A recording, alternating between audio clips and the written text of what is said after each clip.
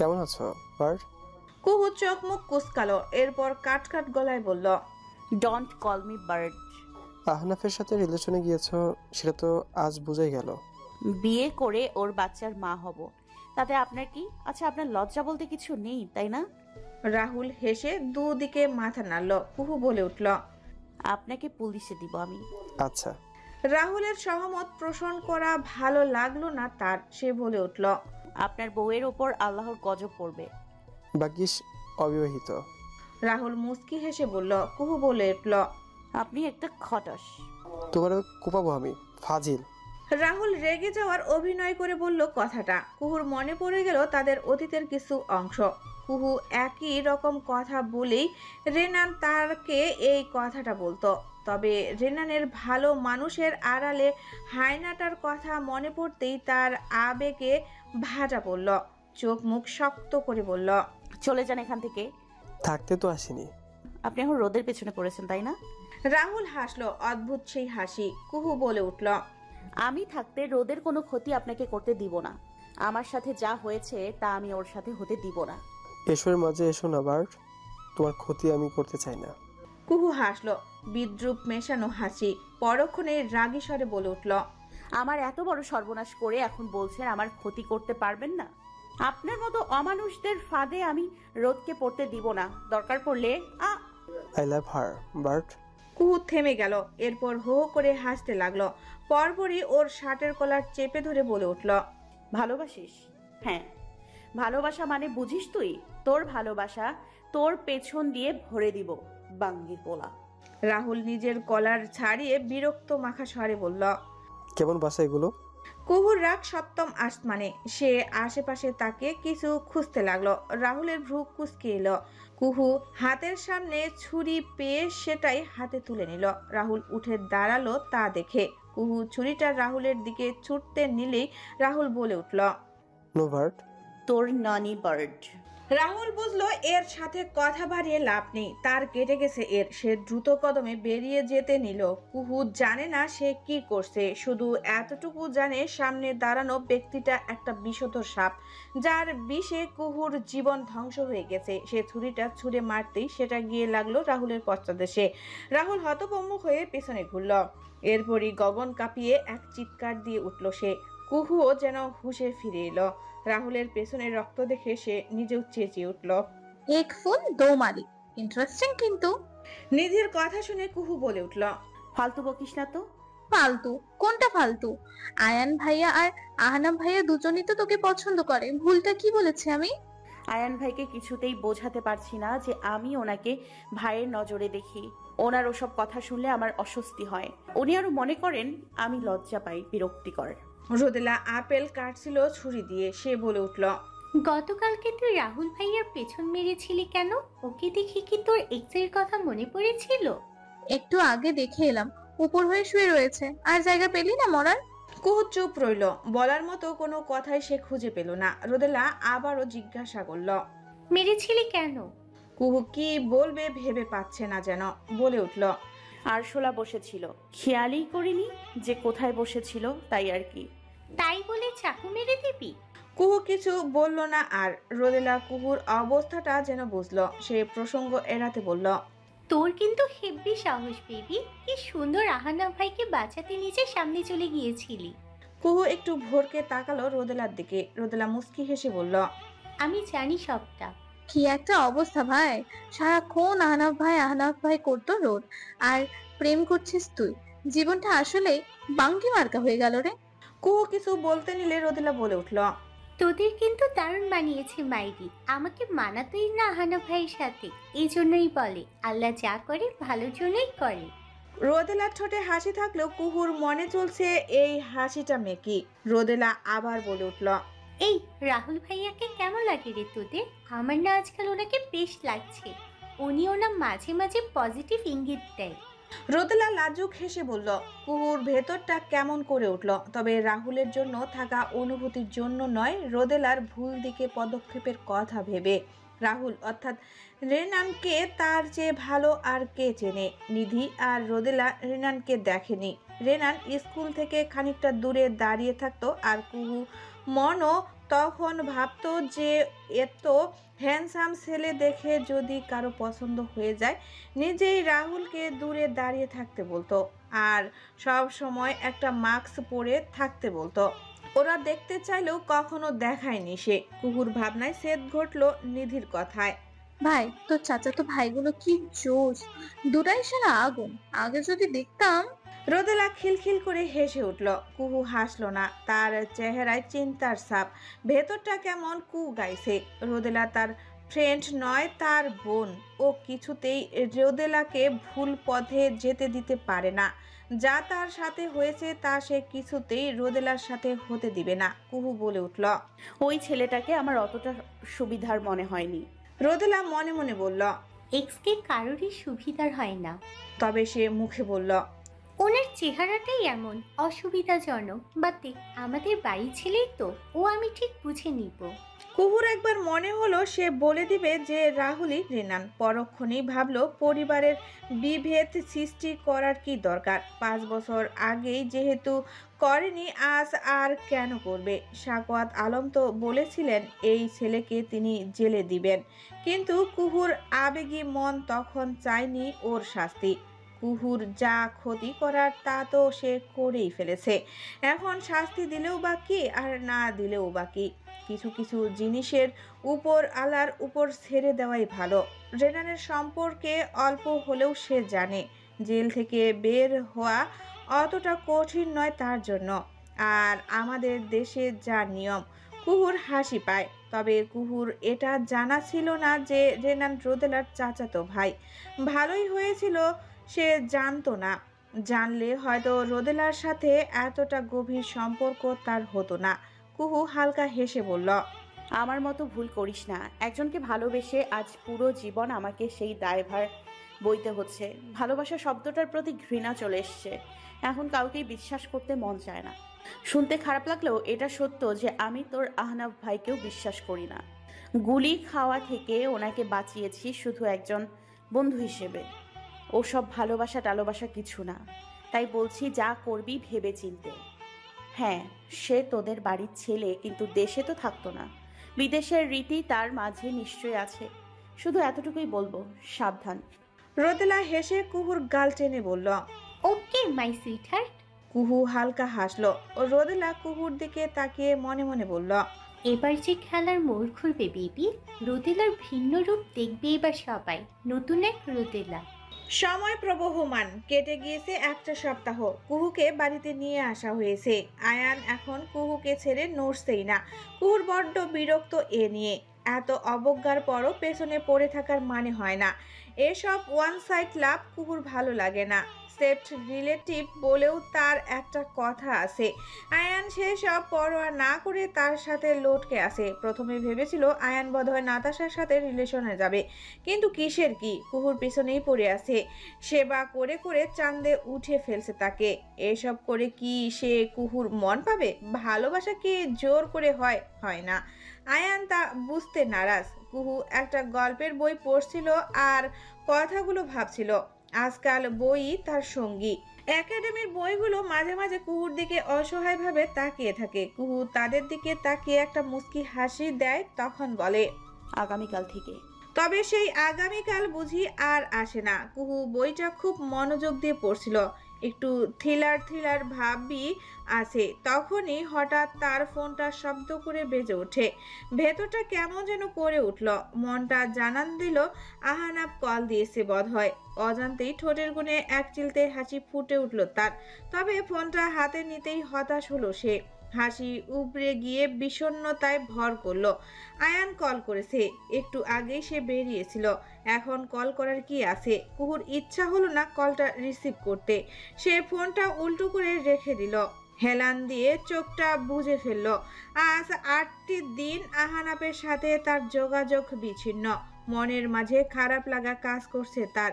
সেই যে আহানাপ রেগে চলে গেল আর আসেনি। একটাবার কল মেসেজ কিছুই করেনি। অবশ্য কুহু তো এটাই চেয়েছিল। তারপরও তার খারাপ লাগা কাজ করার কারণ সে বুঝলো না। হয়তো বুঝেও সে কারণটা অস্বীকার করতে চাইছে। আহানাবকে তার বিশ্বাস হয় না, ব্যাপারটা আসলে এমন নয়। সে বিশ্বাস করতে চায়, তবে মনের মাঝে তখন রেনানের নামটা ভেসে আসে। রেনানও তো কম ভালো ছিল না, আসল রূপ তো পরে বেরিয়েছে তার। আবার আহানাব একটু বেশি ভালো। এত ভালো কেউ হয় আদৌ? কুহু ধর্ষিতা জেনেও কি করে এত ভালোবাসা দেখাচ্ছে? আবার এখন তো এটাও জানে যে সে তার চাচাতো ভাইয়ের এক্স। এত কিছুর পরও কি করে? এই বিষয়গুলোর জন্য আর বিশ্বাস করতে ইচ্ছা হয় না। সে বন্ধু হিসেবেই ঠিক আছে যতদূর কুহুর মনে হয়, কারণ এত সাধু পুরুষ দুনিয়াতে নেই, থাকতে পারে না। কুহুর ভাবনার মাঝেই দরজায় ঠকঠক শব্দ হলো। কুহু চমকালো খানিকটা, সোজা হয়ে বসে দরজার দিকে তাকালো। দরজায় দাঁড়ানো রমণীকে দেখে খুশিতে গদগদ হয়ে বলল, আরে রাইফা আপু, এসো এসো। রাইফা এসে কুহুর পাশে বসে ওর মাথায় হাত বুলিয়ে আদরে সরে বলল, কেমন আছো আমার ছোট্ট সোনাটা? বলবো না তোমাকে, কিচ্ছু বলবো না। রাইফা হেসে ফেললো শব্দ করে। এরপর কুহুর থুতনি ধরে উঁচু করে বলল, তাই বুঝি? কুহু মুখ ঘুরিয়ে নিল। রাইফার সম্পর্কে আয়ানের ফুফাতো বোন। সেবার মামার বাড়িতে বেড়াতে এসে কুহুর সাথে তার পরিচয়। মেয়েটা এত মিশুক যে একেবারে কুহুর সাথে তার ভাব হয়ে গেছিল। সে একটা প্রাইমারি স্কুলে এবছর চাকরি পেয়েছে। কাজের চাপে আর আসা হয়নি। এবার কুহুর গুলি লেগেছে শুনে ছুটি নিতে চাইলো।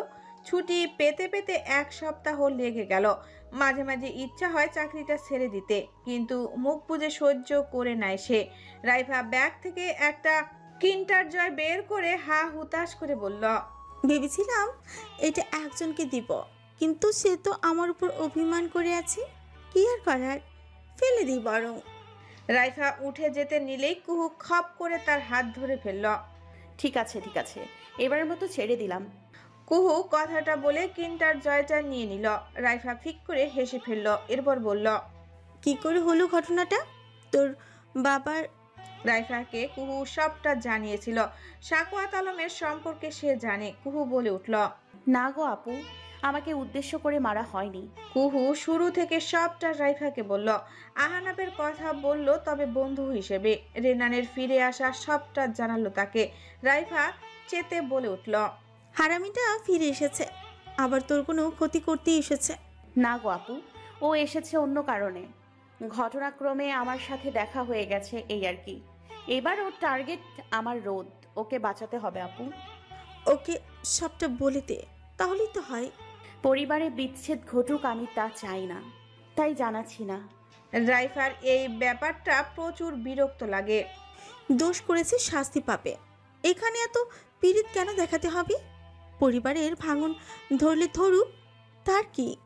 রাইফা মুখে সেসব বলল না। সে বলল, আহনাফ তো জানি, তাহলে আহনাফের মাধ্যমেই ওকে সাবধান কর। তার সাথেও এখন কথা হয় না। কেন? রাইফা পাল্টা প্রশ্ন করলো। কুহুর মুখটা পাংশুটে হয়ে গেল। রাইফা বোধহয় কিছু আন্দাজ করতে পেরেছে। কুহু যতই বন্ধু বলুক, এমন দুদিনের বন্ধুর জন্য নিজের জীবন ঝুঁকিতে রেখে কে গুলি খায়? ওর এই বয়স সে পার করে এসেছে। সবটা বুঝলো সে। কুহুর মাথায় হাত বুলিয়ে বলল, আহনাফকে ভালোবাসিস? কুহু সঙ্গে সঙ্গে দুদিকে মাথা নেড়ে অসম্মতি প্রকাশ করলো। রাইফা হাসলো তা দেখে। এরপর ওর গালে হাত রেখে বলল, মনকে জোর করিস না, যেটা হচ্ছে হতে দে। জোর করে হ্যাঁকে না করিস না। সবাই কিন্তু খারাপ হয় না, যদিও আমি আহনাফকে এখনো দেখিনি। তবে সব পুরুষ খারাপ হয়, এই কথাটা মনে ধরে রাখিস না। আমাদের আয়ানকেই দেখ, কত ভালো একটা ছেলে। আমার নামে কি বলা হচ্ছে? হাস্যোজ্জ্বল মুখে আয়ান প্রবেশ করলো। কোথায় যাচ্ছ চরণী? রোদেলা রাফির দিকে তাকালো একবার। পরনে তার একটা কালো রঙের শার্ট আর জিন্স, চুলগুলো উস্কো শুষ্কো। মহাকাশে যাচ্ছি, যাবেন? রোদেলা চেতে বলে উঠলো কথাটা।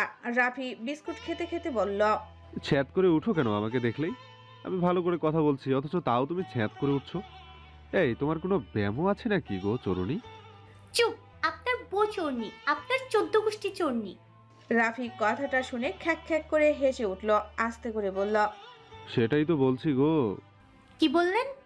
রোদেলা এক ভ্রু উঁচু করে বলল। রাফি বিস্কিটের প্যাকেট থেকে একটা বিস্কিট রোদেলার দিকে বাড়িয়ে বলল, চলো বন্ধু হই। রাফি রোদেলাকে ভেঙে ওর মতো করে বলল। হ্যাঁ, রোদেলার নাকের ডগা ফুলে উঠল রাগে। রাফি বলে উঠল, বন্ধু মানে বোঝো না? আমি আপনার বন্ধু হতে যাব কেন? রাফি হাসল, পরপরই ওর দিকে একটু ঝুঁকে বলল, বউ তো আর হতে বলিনি, এত ভয় কিসের? রোদেলা মাথাটা পেছনে সরিয়ে ফেলল। রাফিকে ধাক্কা মেরে সরিয়ে বলল, রাস্তা ছাড়ুন। রাহুলের রুমে যেতে নিলেই রাফি ধাক্কা দিয়ে বলে উঠল, যেও না, ভাই নিষেধ করেছে কাউকে যেতে, বলেছে বোম ফাটবে। বুম। রোদেলা হতভম্ব স্বরে বলল। রাফি বলে উঠল, নেহাতি ভাইয়ের নিষেধ, তা না হলে তোমাকে কে আটকাতো? বয়েই গেছে আমার তোমার সাথে কথা বলতে। রাফি বিস্কিট খেতে খেতে বলল। রোদেলা হকচকিত হলো ওর এই পরিবর্তনে। একটু আগেও বন্ধু হবে কিনা জিজ্ঞাসা করে এখন এসব বলছে।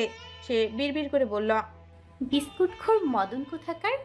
রাফি চোখ বড় বড় করে তাকালো, তবে সে আজ মুখে কিছু বলল না। রোদেলার দিকে এক পা করে এগোতে লাগলো আর গম্ভীর স্বরে বলতে লাগলো। কি বললে? রোদেলা পেছনে যেতে লাগলো, তবে তেজি স্বরে ঠিকই বলল, বিস্কুটখোর মদন। কে? রোদেলা পেছনে যেতে যেতে দেওয়ালে ছেকে গেল একটা সময়। এবার একটু দমে গেল বোধহয় সে। রাফি ওর এক পাশে হাত দিয়ে দাঁড়ালো। আবার বলো তো চরণী, কি বললে?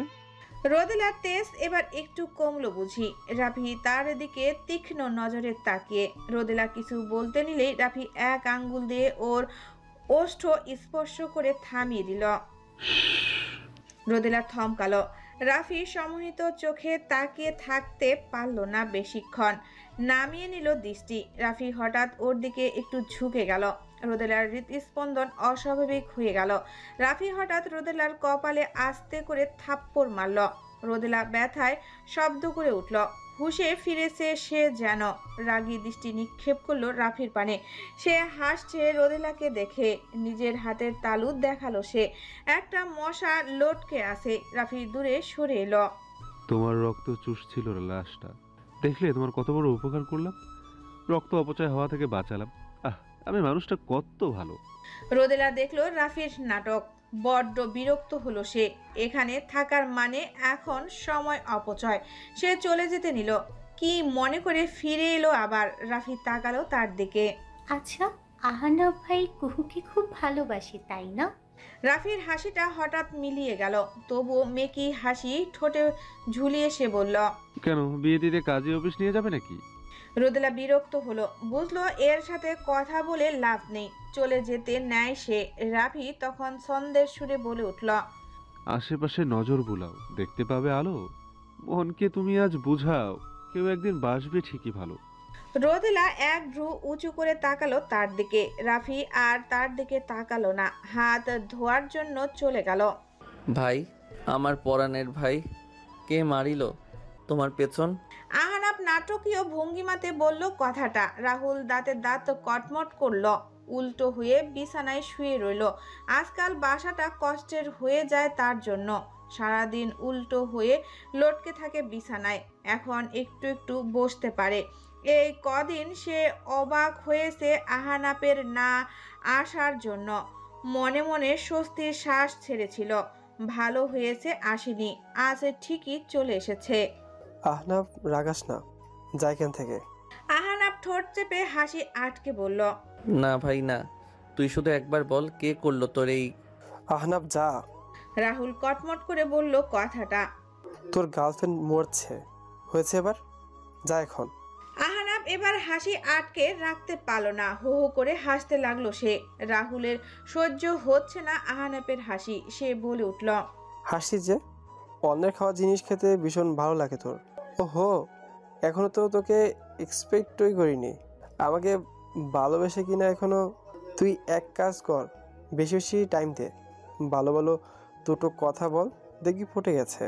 আমার গার্লফ্রেন্ড ছিল তো, আমি জানি। রাহুল কথাটা বলে গা জ্বালানো একা হাসি দিল। আহনাফও হাসলো।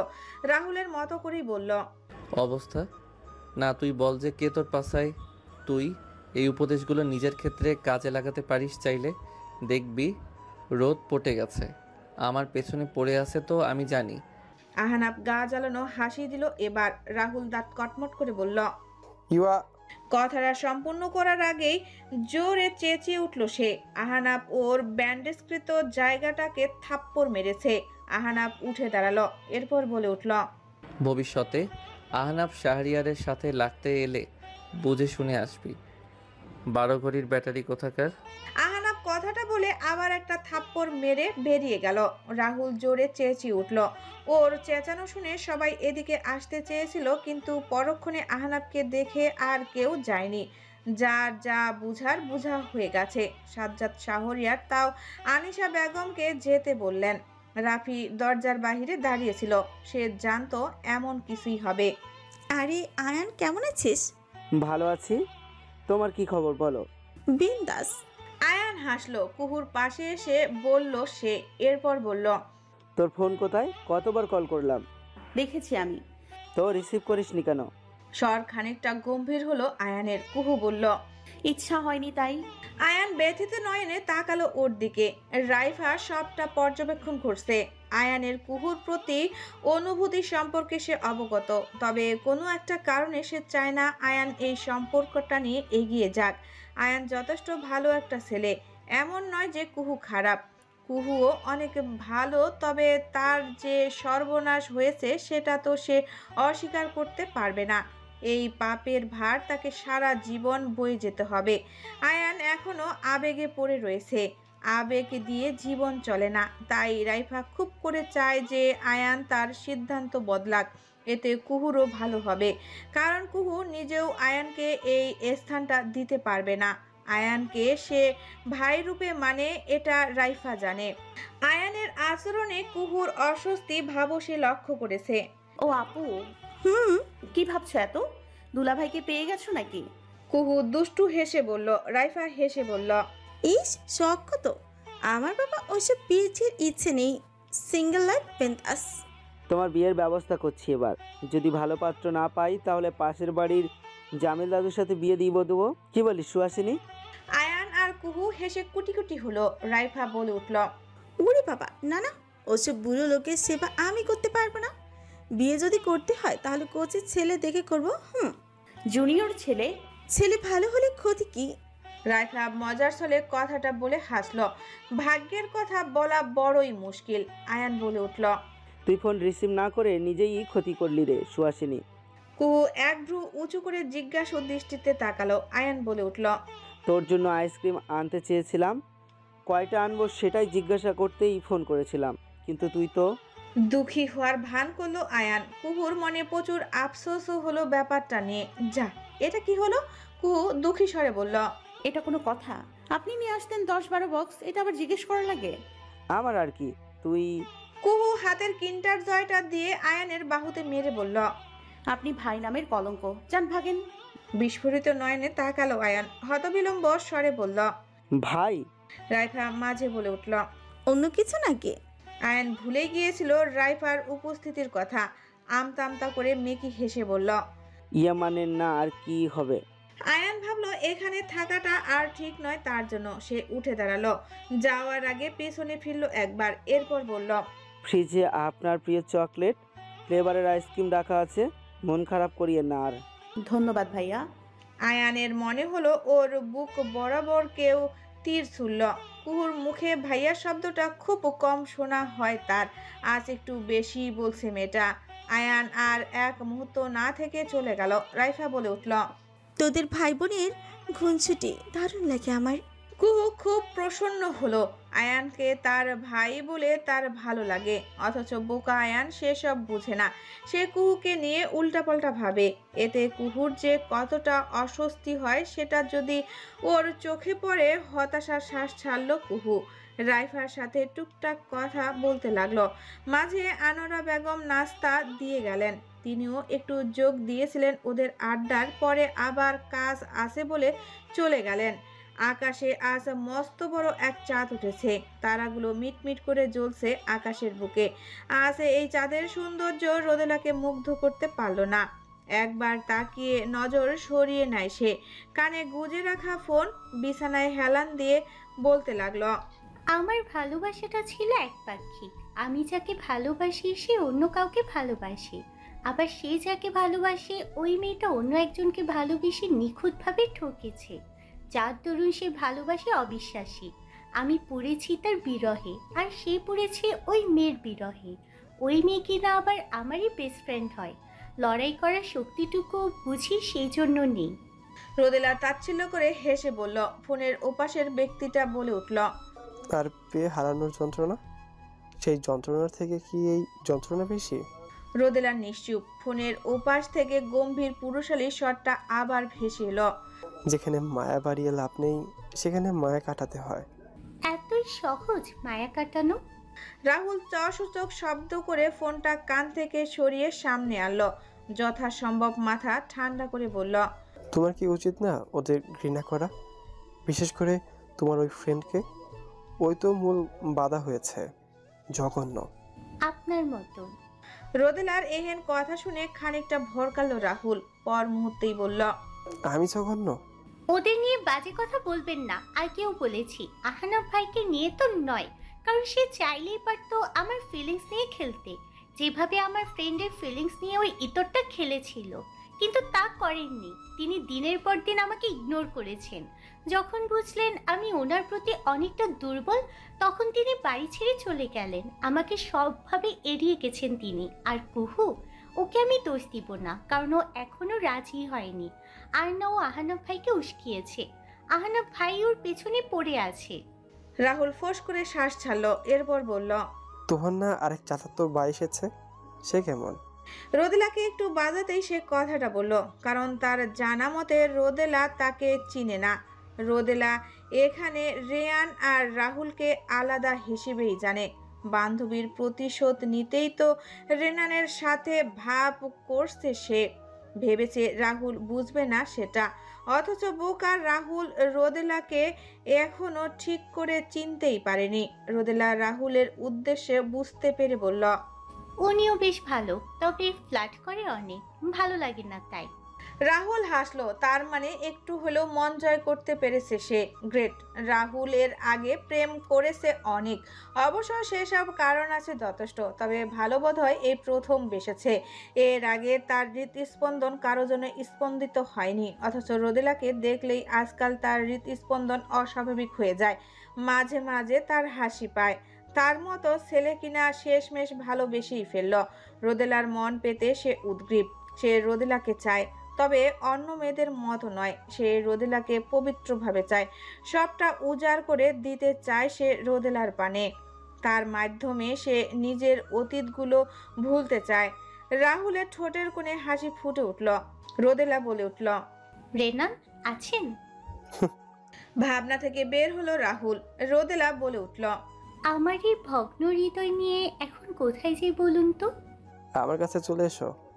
চুপ করুন অসভ্য পুরুষ। রাহুল হো হো করে হাসতে লাগলো। রোদেলা আরো কিছুক্ষণ কথা বলে কল কেটে দিল। দীর্ঘশ্বাস ছাড়লো সে। আজ বোধ হয় পূর্ণিমা। জানালা দিয়ে চাঁদের আলো রোদেলার বিছানায় পড়ছে। রোদেলা ব্যালকনিতে গেল।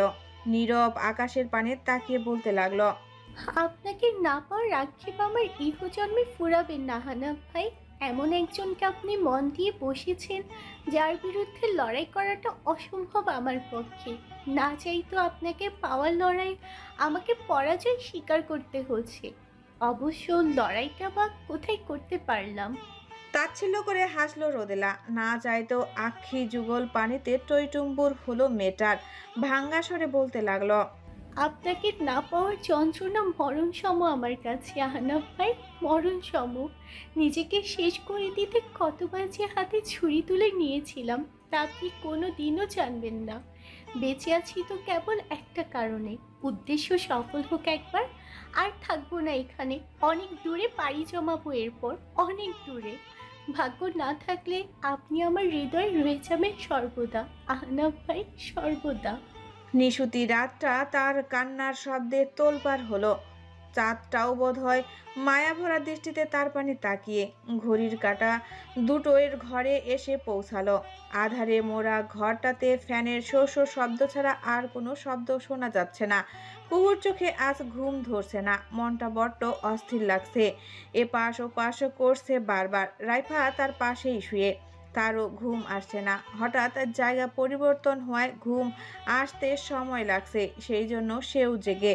কুহুকে এরকম বারবার এপাশ ওপাশ করতে দেখে ও উঠে বসলো। এরপর বলে উঠল, এমন করছিস কেন? কি হয়েছে? কুহু তাকালো ওর দিকে। রাইফা বিছানা থেকে নেমে লাইট অন করলো, এরপর ওর অভিমুখে এসে বসলো।